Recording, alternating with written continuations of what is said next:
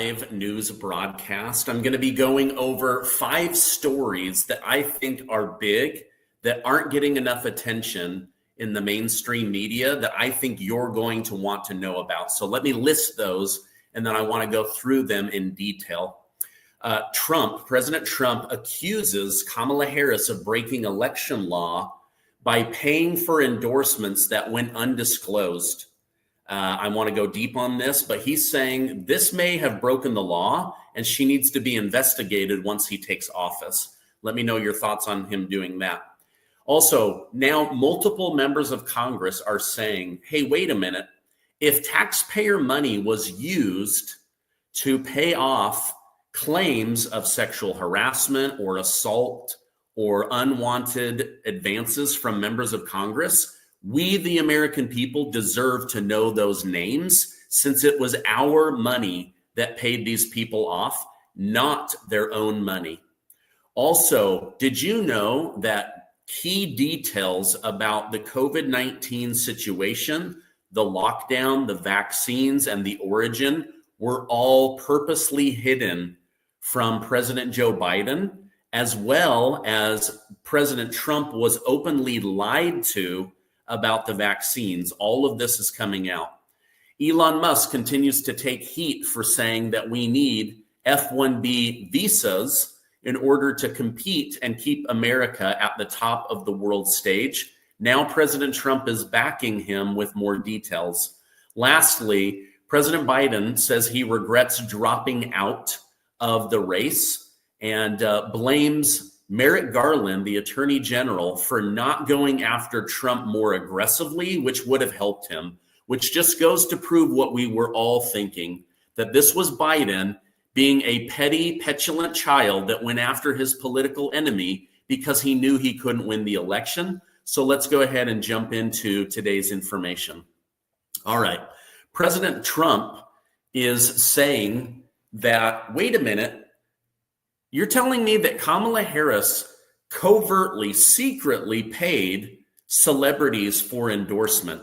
We're talking about people like Beyoncé, Oprah, Al Sharpton, Eminem, just to name a few. Here's what President Trump had to say. Are the Democrats allowed to pay $11 million, $2 million, $500,000 to get endorsement from Beyoncé, Oprah, and Reverend Al Sharpton?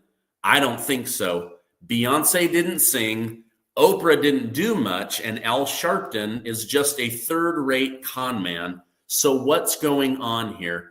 He then says, this is against the law, and many other people are telling me that they agree with me. Now, what I've learned from President Donald J. Trump is when he says other people agree with me, what he's really signaling is this needs to be investigated. So this is not a news story, but Trump has not commented on it until now. And now he's basically calling for Kamala Harris to be investigated. You're not allowed under the FCC and also FEC rules to get endorsements that aren't publicly disclosed. And so not only are these huge sums of money, $11 million for a 4-minute speech from Beyoncé. Are you kidding me?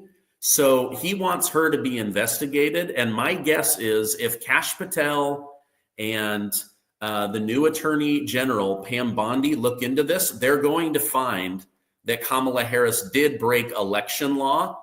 And I believe that there should be some repercussions for that. Let me know your thoughts down below. I know, again, that this is not a news story, but it is one that deserves to be reviewed.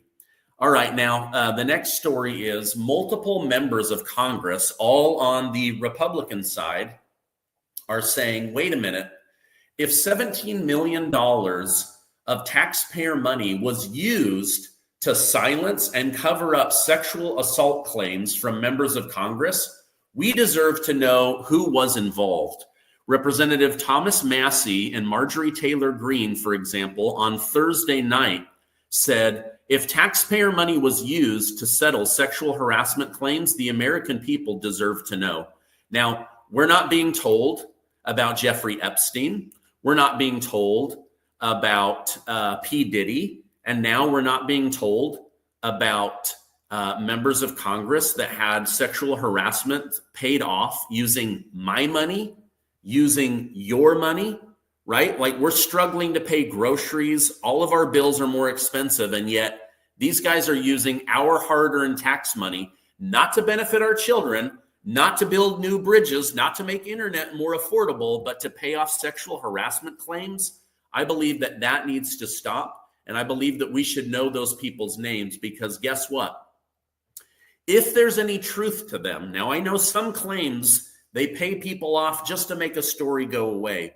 But in many cases, if somebody is paying, it's because they actually are guilty. And for example, President Bill Clinton had to settle a sexual assault claim for almost $900,000. But guess what? Most people were disappointed in him, but they didn't really care because it was the Clintons' money that paid for it. Well, now it's our money. It's American taxpayer money that's being used. And I, for one, think that we should know those names. I mean, look at this. 300 sexual assault cases were disputed. Discrimination, retaliation, pay disputes. That's a lot of stuff. And why are they using our money? This makes no sense to me. And I believe that we need to get to the bottom of that. All right. You may or may not know this, but many key aspects of the COVID situation were hidden from President Biden. For example, this idea that COVID-19 was a lab leak, that was hidden from President Biden. The efficacy of the vaccines was hidden from President Biden. The fact that there were other medications that could have been repurposed in order to save millions of lives was hidden from President Biden. Dr. Fauci and others at the NIH, EcoHealth Alliance, they all lied to President Biden. The intel agencies that put together the daily presidential brief, they were lying to the sitting president of the United States. As you go into this story, you'll also realize that President Donald Trump was also lied to. He was told that nobody died during the trials of the different vaccines, that nobody was injured, that this had nearly a 100% efficacy rate, that it was saving tens of millions of lives. All of those lies were pushed onto President Trump and also onto Joe Biden in order to help enrich the people over at Big Pharma. Now, let me know in the comments, do you know somebody that died? Do you know somebody that was injured? Do you have relationships that were damaged because of the lies about the COVID-19, the lockdowns, the masks, the vaccine efficacy? I am, and I'm still furious about the whole thing, and I think you should be too. But the fact that the sitting president of the United States was lied to, this new report is extremely damaging. And I can see why for a long time now, President Trump defended the vaccines. But have you noticed? He never talks about them anymore. He doesn't recommend them to anybody anymore. I think an investigation of Dr. Fauci needs to happen, but let me know over in the comments. Do you think Dr. Anthony Fauci should be investigated for lying to the President of the United States and lying under oath to members of Congress? Let me know your thoughts down below. I definitely want to get to the bottom of that. But, I knew that they were lying to us. I did not, realize that they were lying to the American people. And that is just like super, super inappropriate in my mind. All right. There's been so much drama with Vivek Ramaswamy, Elon Musk. It's like literally pulling different parts of MAGA apart. And now President Trump has come out and said, listen, not only do we need these foreigners that come to America and are educated to stay in the country, but we need them in order to stay competitively advantaged.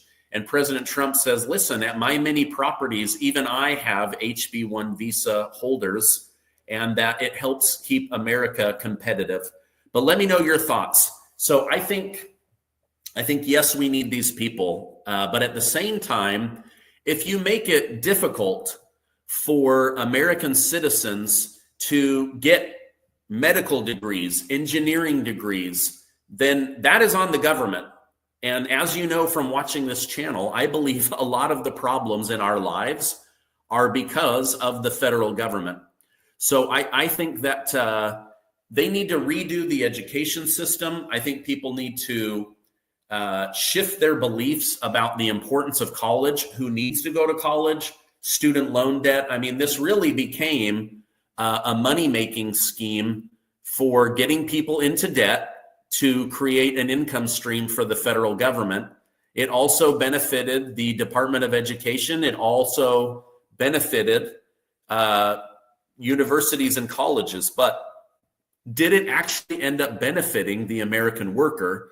And honestly, I'm leaning towards it did not. So going forward, I definitely believe that it needs to, like, we need to be fulfilling these jobs that people are falling behind in, especially ones that can be a good paying job. I mean, I again, on my video yesterday, I talk openly about this stuff with my children. How are you going to make enough money to provide for a family, to have children, to give me grandchildren one day, right?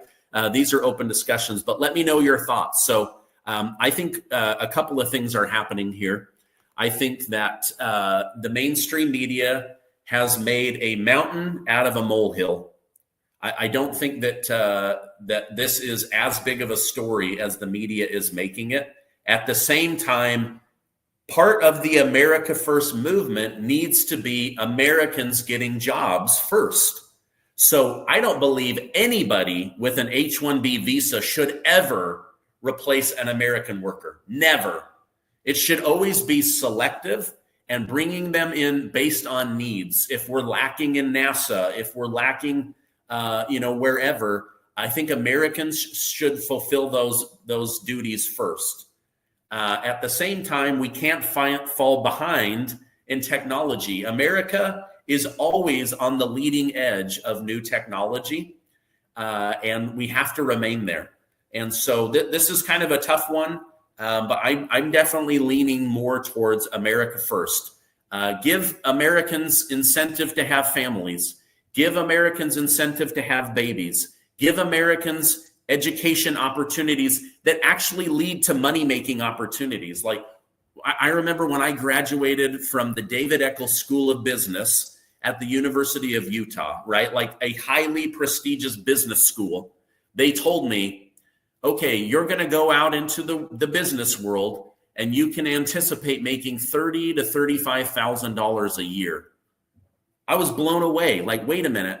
I went to college for all these years to be told that I'm going to make less money than I made. I was making $30,000 to $35,000 a year going to college full time. My part-time job was making that, right? So again, the American school system needs to educate people in ways that can be a job, in ways that can provide for a family. We need to get rid of all of these stupid college education diplomas that literally do nothing for benefiting the country. Like gender studies, dude, there's men and women, there's boys and girls. Move on, become an engineer, become an architect, get good at math, learn marketing, learn sales. These are the things that are going to pay your bills. And yet the government allows people to take out hundreds of thousands of dollars of debt for what? Ancient Hebrew studies? Like, come on, dude, just read the Bible. You don't need to go to college for ancient Hebrew studies. All right, the final story, a big story, in my opinion, is, let me bring it up here on the stage. This one kind of makes me laugh a little bit. President Joe Biden genuinely believes that if he had run against President Trump, that he would have won the 2024 election. Then he goes on to say the quiet part out loud, which is that if Attorney General Merrick Garland had aggressively pursued Trump like he wanted, that he could have easily beat Donald Trump and he would be the president again. Like, what?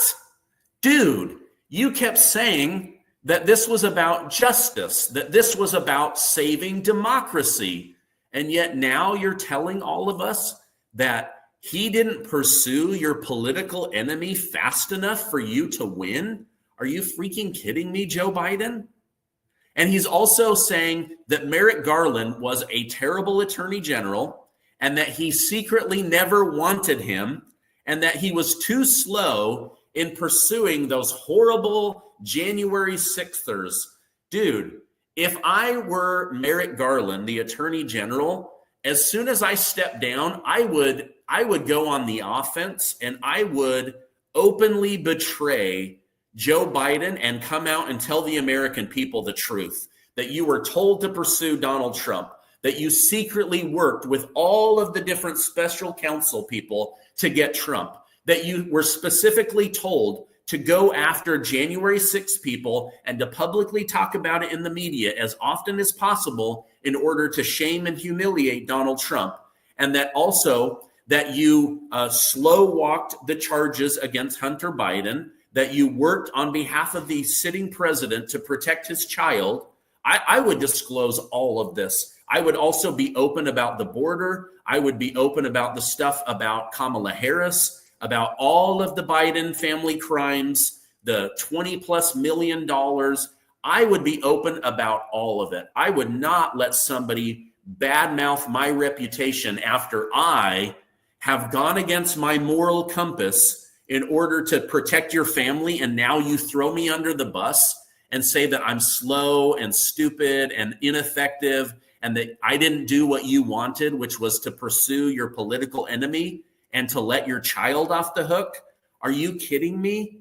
I'm telling you, Joe Biden is going to go down in history as the most corrupt and crooked, feckless loser president we've ever had. The country is worse off because of Joe Biden. Ukraine is worse off because of all of the crimes being hidden for the Biden family. Israel is in trouble. Inflation out of control. The country overwhelmed with 15 million illegal immigrants. All of this is Joe Biden's fault.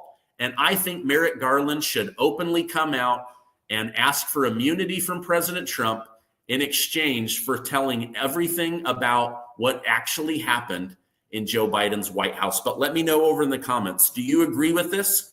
If you do, I want you to type why. Yes, I agree that Merrick Garland should do a tell-all about Joe Biden and his crimes and all of the secret collusion against Trump and all of his political enemies. Let me know your thoughts. I want to know these 5 big stories. What do you think? Please, there's thousands of you on right now. Give this video a like and hit that subscribe button. We're almost to 1.9 million amazing truth seekers. I love you guys. Have a great Sunday, and I will see you